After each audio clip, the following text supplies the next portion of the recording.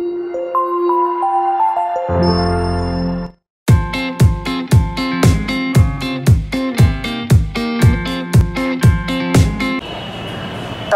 Academy के online platform पर आप सभी का स्वागत है। जैसा कि कल मैंने क्लास में बताया था कि हिंदी और हिंदी से रिलेटेड उसकी उपभाषाएं और बोलियां क्या हैं, आज हम उसको विस्तार से पढ़ेंगे। आज के क्लास में हम जानेंगे कि हिंदी तथा उसकी उपभाषाएं क्या हैं और उसकी बोलियां क्या हैं, तथा यह भी जानने का प्रयास करेंगे कि उसके क्षेत्र क्या हैं। इस संदर्भ में यह भी हम जानेंगे कि कैसे एक बोली भाषा का रूप लेती है, साथ ही साथ एक भाषा कैसे प्राचीन काल से आते आते आधुनिक काल तक अपदस्थ होकर बोली के रूप में समाज में स्वीकार की जाने लगती है। इसलिए आज का टॉपिक है हिंदी और उसकी उपभाषाएं तथा बोलियां।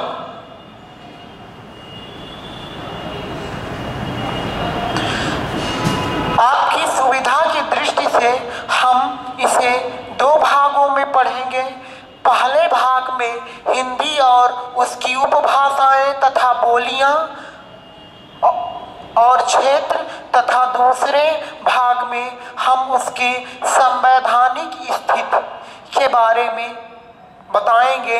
हिंदी की 5 उपभाषाएं हैं।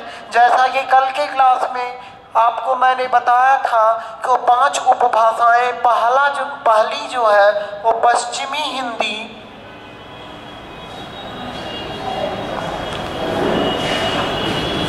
दूसरी पूर्वी, तीसरी राजस्थानी, चौथा खास से निकली हुई पहाड़ी, और 5वां और अंतिम है बिहारी। अब पिछली क्लास में मैंने इन उपभाषाओं के जन्म के विषय में बताया था कि इन उपभाषाओं का जन्म किन किन अपभ्रंशों से हुआ है। तो आइए आज भी देखते हैं। पहाड़ी हिंदी का जन्म खस अपभ्रंश से, पश्चिमी हिंदी का जन्म सौरसेनी अपभ्रंश से, पूर्वी हिंदी का जन्म अर्धमागधी अपभ्रंश से, राजस्थानी हिंदी का जन्म सौरसेनी अपभ्रंश से, तथा बिहारी हिंदी का जन्म मागधी अपभ्रंश से हुआ है। अब इन 5 उपभाषाओं को समेकित रूप से 18 बोलियों में विभाजित कर दिया गया। आप सभी जानते हैं भारत में विविधता है, जाति, धर्म, संप्रदाय सभी में विविधता है। इस विविधता के कारण ही भारत में विभिन्न क्षेत्रों में बोली जाने वाली बोलियों में भी विभिन्नता है, किंतु इस विभिन्नता के बावजूद भी हिंदी मानक हिंदी के रूप में भारत की एकता के प्रतीक के रूप में दर्शाई गई है। तो आइए हम इनकी बोलियां और उनके क्षेत्र के संदर्भ में जानने की कोशिश करते हैं। पश्चिमी हिंदी में 6 बोलियां हैं। 6 बोलियां हैं, जिनमें पहली बोली है खड़ी बोली, खड़ी बोली। अब इस खड़ी बोली का विस्तार बहुत बड़े भूभाग पर है। खड़ी बोली आज हर जगह प्रयुक्त होती है, लेकिन खड़ी बोली भाषा के अर्थ में हम बात करें तो दो अर्थों में प्रयुक्त होती है। जो आज प्रयुक्त हो रही है खड़ी बोली उस अर्थ में नहीं। उस समय जो खड़ी बोली थी वह दिल्ली के ग्रामीण क्षेत्रों में तथा मेरठ के आसपास बोली जाने वाली खड़ी बोली से थी। इसका तात्पर्य है खड़ी बोली का दूसरा नाम कौरवी है, जिसको राहुल संस्कृत्यायन ने यह नाम दिया तथा सबसे बड़े भाषा वैज्ञानिक सर जॉर्ज ग्रियर्सन ने इसे जनपदी हिंदुस्तानी कहा। जनपदी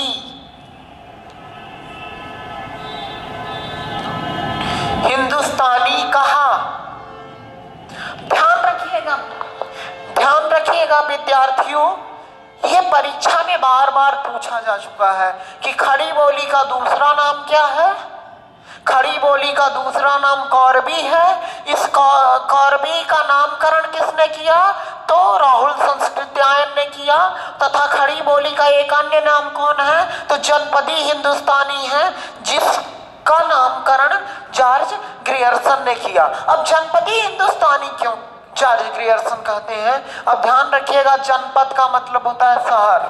शहर में पढ़े लिखे लोग होते हैं, और जब पढ़े लिखे लोग रहते हैं तो उनकी भाषा भी क्या होगी? थोड़ा मानक होगी। ग्रामीण क्षेत्रों की तुलना में ज्यादा ग्रामेटिकल होगी। इसलिए जॉर्ज ग्रियर्सन ने इसे क्या कह दिया? जनपदी हिंदुस्तानी कहा। अब इस खड़ी बोली का जो क्षेत्र है प्राचीन काल से, वह दिल्ली के ग्रामीण इलाकों का क्षेत्र है। मेरठ के इलाकों का क्षेत्र है, जहां पर थोड़ा ज्यादा पढ़े लिखे लोग रहते थे, इस भाषा का प्रयोग करते थे। पश्चिमी हिंदी की जो दूसरी बोली है वह है हरियाणवी।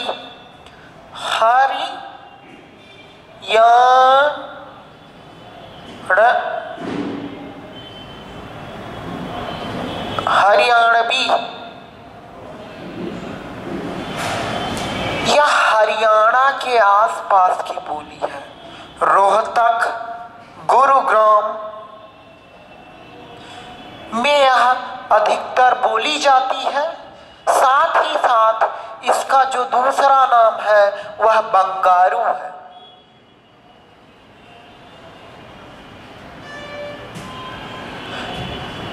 इसकी तीसरी जो बोली है वो है दक्षिणी।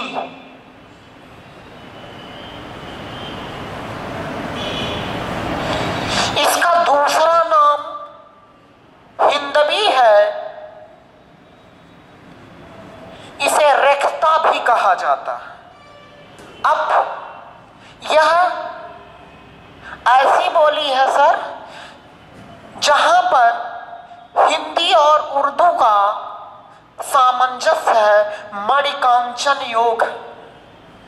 जाहिर सी बात है यह दक्षिणी हिंदी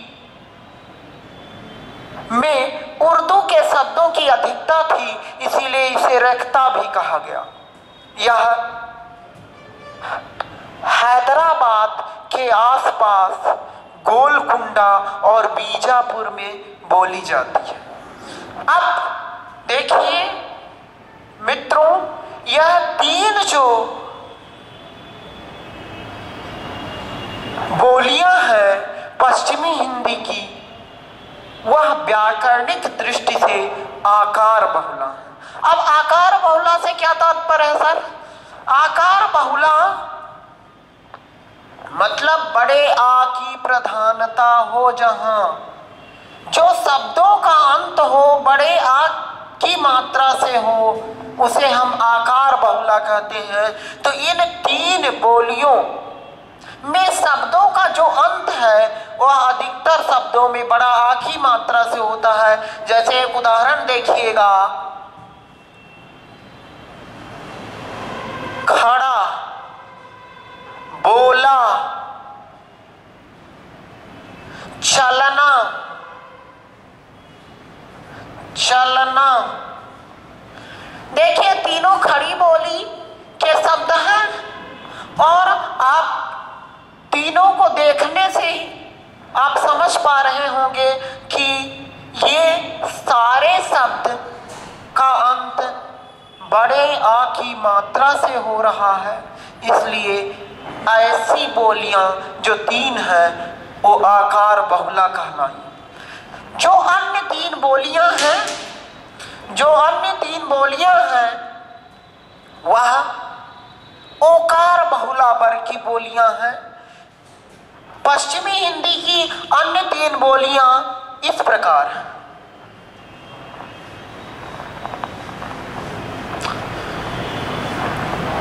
पहला बुंदेली,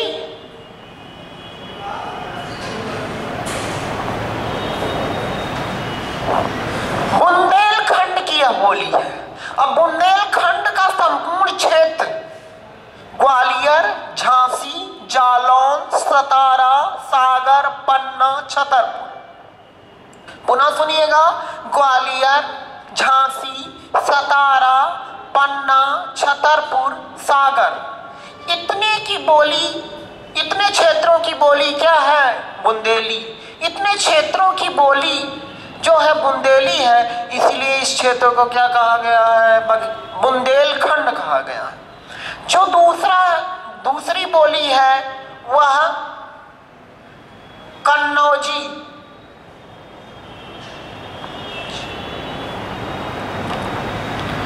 कन्नौजी। यह कन्नौज के आसपास की भाषा। यह किसकी भाषा है? कन्नौज के आसपास की भाषा है। और कन्नौज एक उत्तर प्रदेश का जिला है। अब समझिए, एटा, कानपुर, इटावा, पीलीभीत, शाहजहांपुर, इस क्षेत्र की भाषा का नाम क्या है? कन्नौजी है। और अंतिम जो मध्यकालीन इतिहास, साहित्य के इतिहास, जिसको हम भक्तिकाल और रीतिकाल कहते हैं, एक पूर्व मध्यकाल है, दूसरा उत्तर मध्यकाल, उसमें एक साहित्यिक दर्जा प्राप्त करती है बोली, उसका नाम है ब्रज।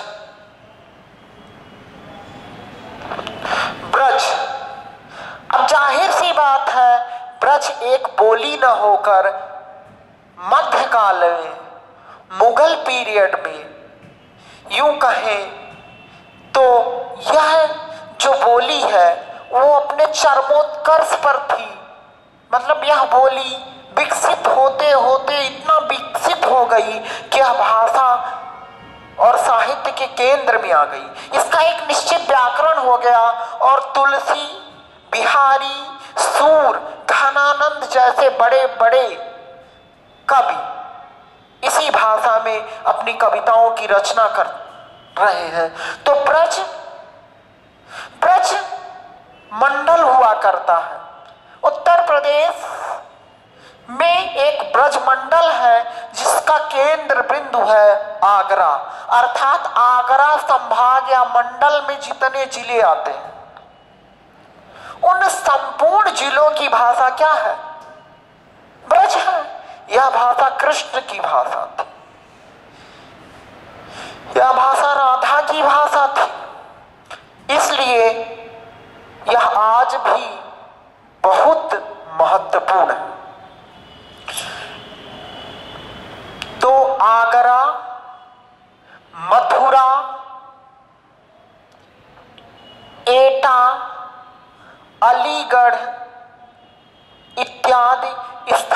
पर ब्रज बोली जाती है।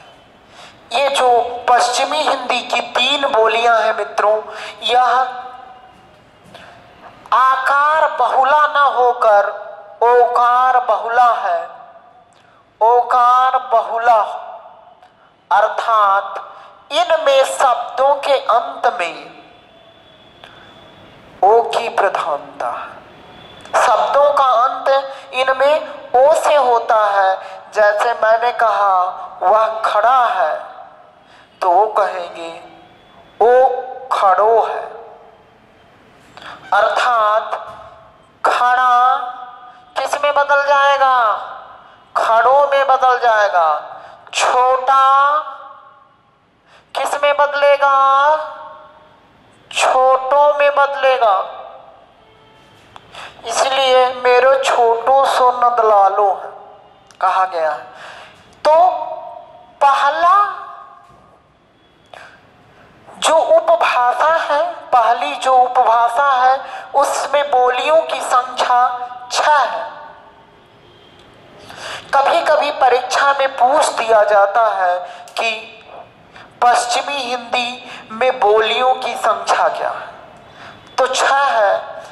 कभी कभी यह पूछ दिया जाता है कि पश्चिमी हिंदी की बोलियां कितनी बोलियां हैं जो अपने साहित्य के साथ समृद्ध हुई हैं या जिनका साहित्यिक महत्व है।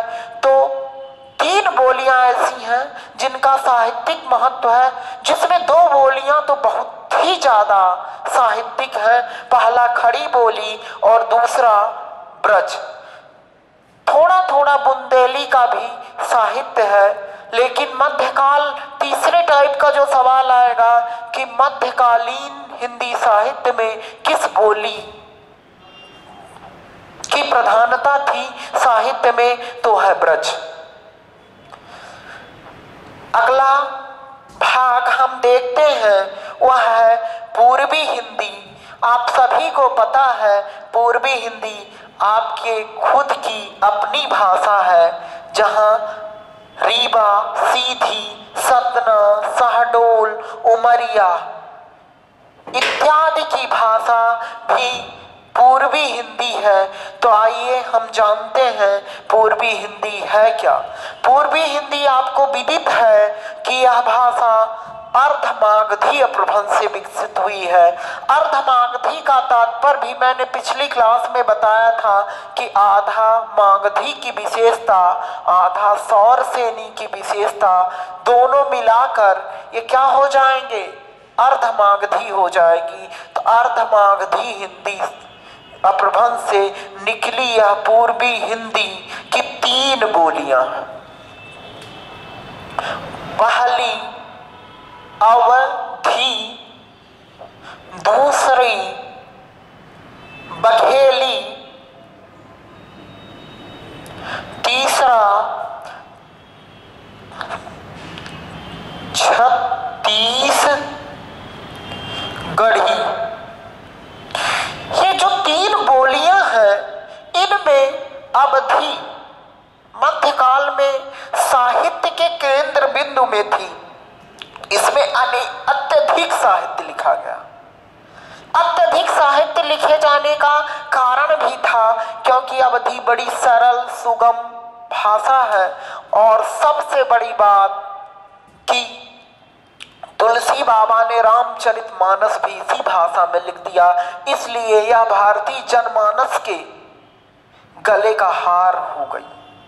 तो अवधी का एक दूसरा नाम है जिसे हम बैसवाड़ी भी कहते हैं। बैसवाड़ी।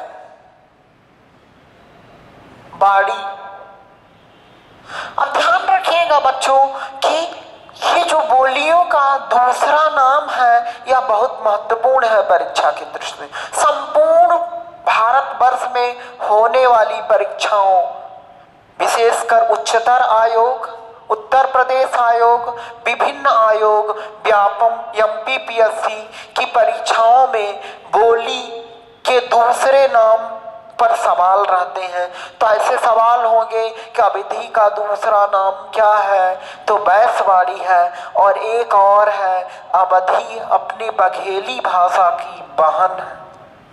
अब अवधी कहाँ कहाँ बोली जाती है? तो अवधी भाषा भगवान राम की भाषा है, अयोध्या की भाषा है।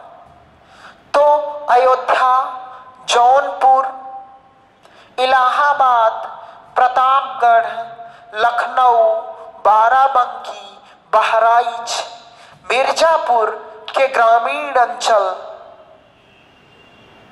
से लेकर कौशाम्बी तक की भाषा कैसी भाषा है? अवधी है। और इसमें बाबा तुलसी सबसे बड़े रचनाकार हैं। साथ ही साथ जायसी का प्रेमाख्यान काव्य पद्मावत भी इसी भाषा में है। जो दूसरी बोली है वह है बघेली। बघेली का दूसरा नाम है रिमही। यह रीवा संभाग की भाषा है और यह बघेली अवधी की बहन है।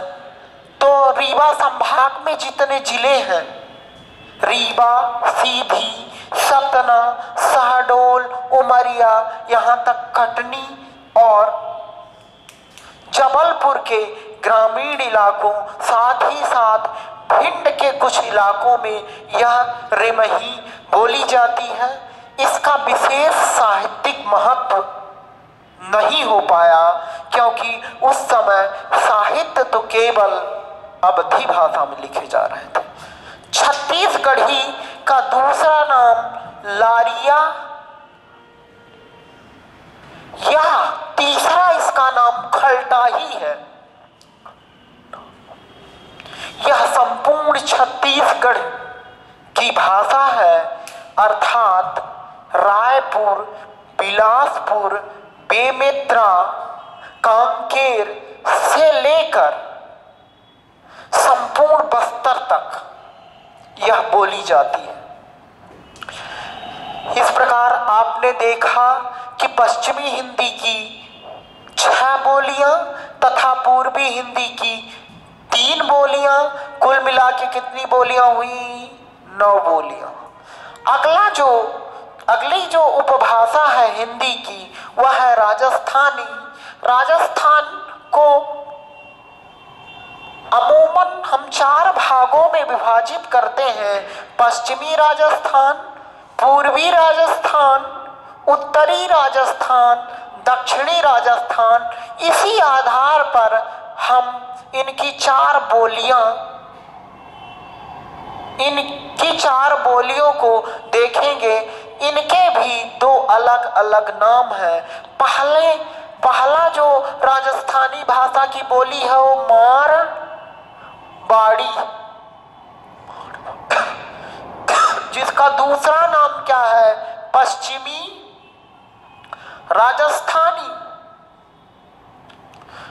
पश्चिमी राजस्थानी। दूसरा है जयपुरी।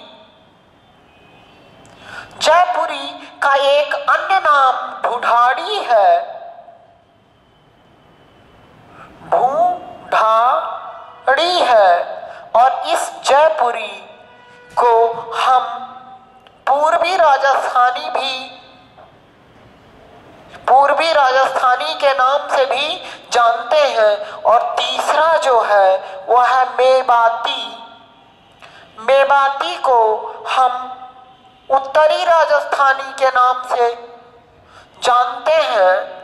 और अंतिम जो है वो है मालवी, जिसे हम दक्षिणी राजस्थानी भी कहते हैं, अर्थात मारवाड़ी, मारवाड़ अंचल की भाषा, मारवाड़ अंचल की बोली को हम मारवाड़ी कहते हैं।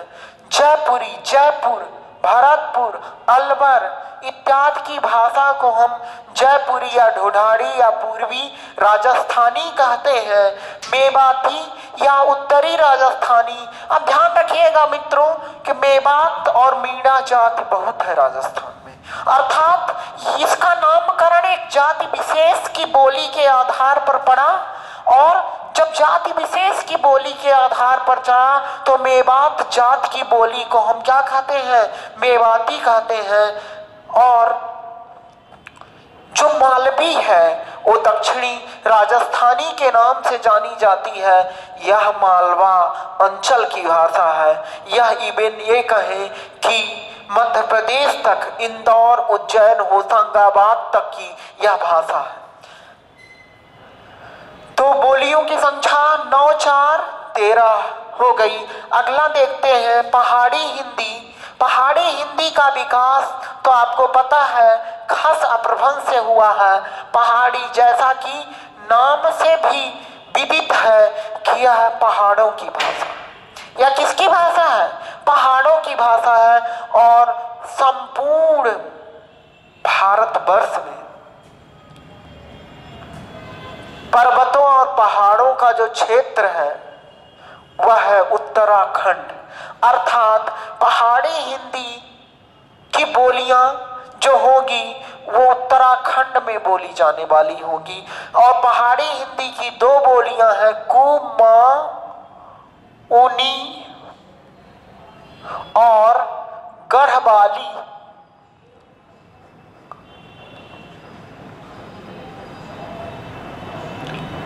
कुमाऊनी जो है वो हरिद्वार के आसपास की बोली है। और जो गढ़वाली है वह नेपाल के तराई अंचल या यूं कहें केदारनाथ, बद्रीनाथ में बोली जाने वाली बोली है। तो 13, 2, 15 बोलियां। और अंतिम जो बोली है जो बड़ी प्रसिद्ध है भारत में वह है बिहारी। बिहारी मगध एक जनपद था जो सबसे शक्तिशाली जनपद था, जिसका सम्राट हुआ अशोक। उस क्षेत्र की बोली है बिहारी। मगध अपभ्रंश से निकली हुई यह बोली जो है साहित्य के केंद्र में आती है। और इसकी 3 बोलियां हैं। पहला मगही, दूसरा है मैथिली, तीसरा है भोजपुरी।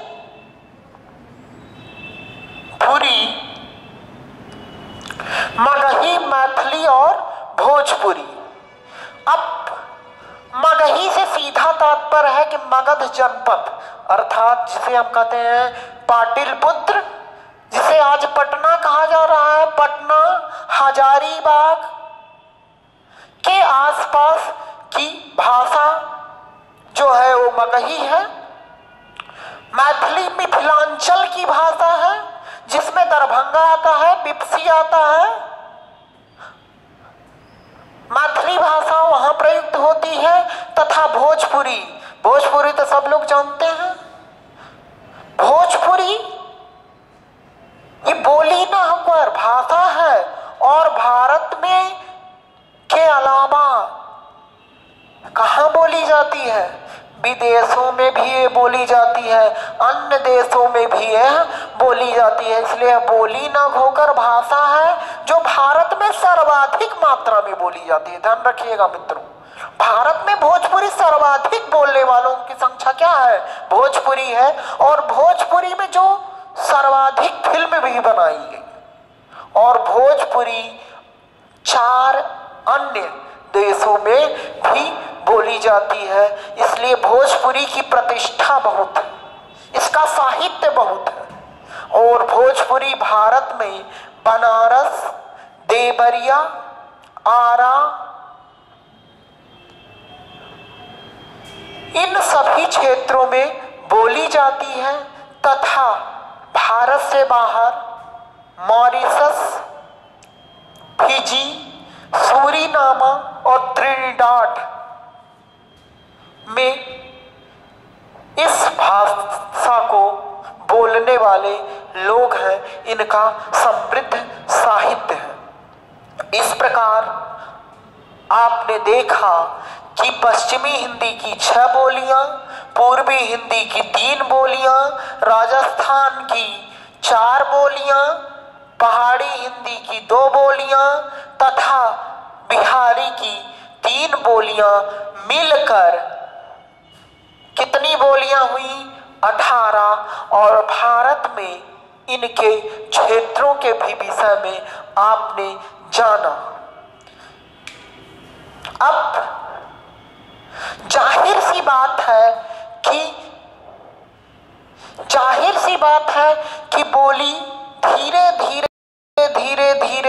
धीरे मनुष्य की आवश्यकताओं के साथ बढ़ती गई। और जब मनुष्य की आवश्यकता बढ़ रही थी तो बोली का एक मानक रूप होना भी आवश्यक था, एक बोली का व्याकरण होना आवश्यक था। तो प्राचीन समय से खड़ी बोली व्यवहार में नहीं थी, ब्रज अवधि व्यवहार में प्रयुक्त होती थी और व्यवहार में प्रयुक्त होने के कारण वह साहित्य के केंद्र में आ गई। लेकिन उसमें अच्छी कविता तो लिखा जाने लगा, किंतु गद्य नहीं लिखा गया। और जब गद्य नहीं लिखा जा सकता था तो एक आंदोलन चलाया भारतेंदु ने, खड़ी बोली आंदोलन। खड़ी बोली आंदोलन में आधुनिक युग में उन्होंने कहा कि खड़ी बोली में हम कविता लिखेंगे, लेकिन आगे चलकर महावीर प्रसाद द्विवेदी ने इसका और परिमार्जन किया और कहा नहीं, गद्य बस नहीं, कविता भी खड़ी बोली में लिखी जाएगी। और सरस्वती पत्रिका के प्रकाशन के साथ ही मानक हिंदी जो आज संपूर्ण व्याकरण के साथ हमारे आपके सामने है और हम उसका प्रयोग कर रहे हैं, उसी से हमको यह भी मालूम हो रहा है कि हम हिंदी शुद्ध लिख रहे हैं, बोल रहे हैं, पढ़ रहे हैं, सुन रहे हैं कि नहीं। उसका श्रेय कामता प्रसाद गुरु, अयोध्या प्रसाद खत्री और महावीर प्रसाद द्विवेदी को है, जिसकी चर्चा हम क्लास में करेंगे, आगे की क्लासों में करेंगे। साथ ही साथ आप ये जान लीजिए कि जो आज की हिंदी है वह पश्चिमी हिंदी की एक बोली का विकसित रूप है।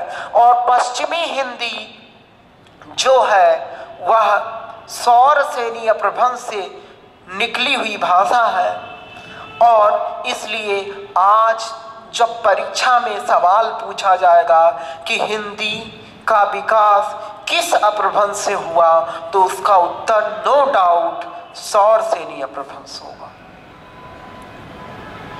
अब परीक्षा में सवाल कैसे आएंगे, इसका मैं जिक्र करूं तो परीक्षा में सवाल आएंगे कि पश्चिमी हिंदी की इनमें से कौन बोली नहीं है।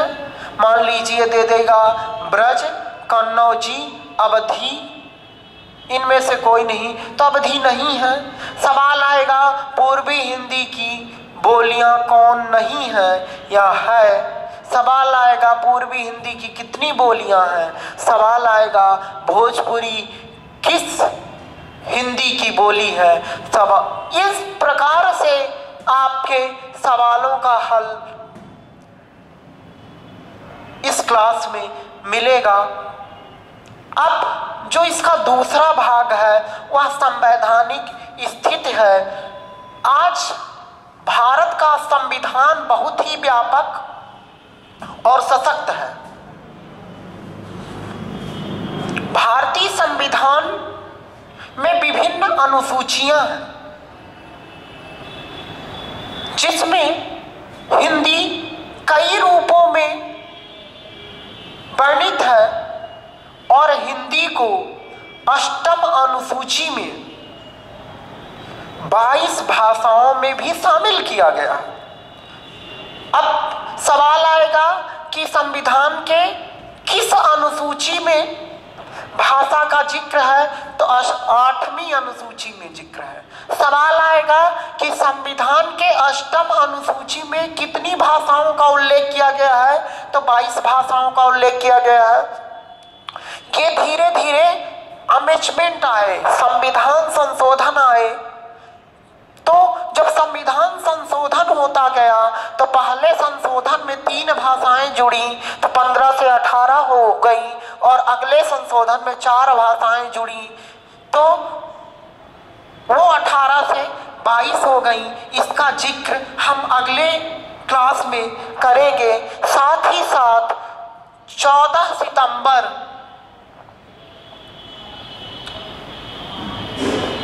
1949 को किस नाटकीय अंदाज में संविधान में हिंदी को राजभाषा का दर्जा दिया गया, राजभाषा का दर्जा दिया गया, तथा साथ ही साथ यह भी कहा गया कि 15 साल तक अंग्रेजी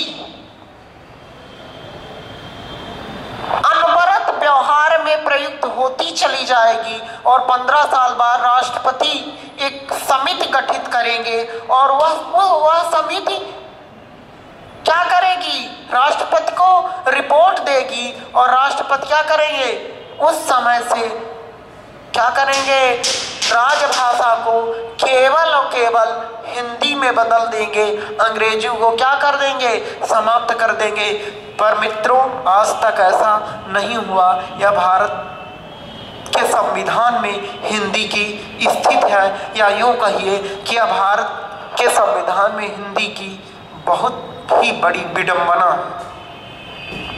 साथ ही साथ अनुच्छेद 343(1) से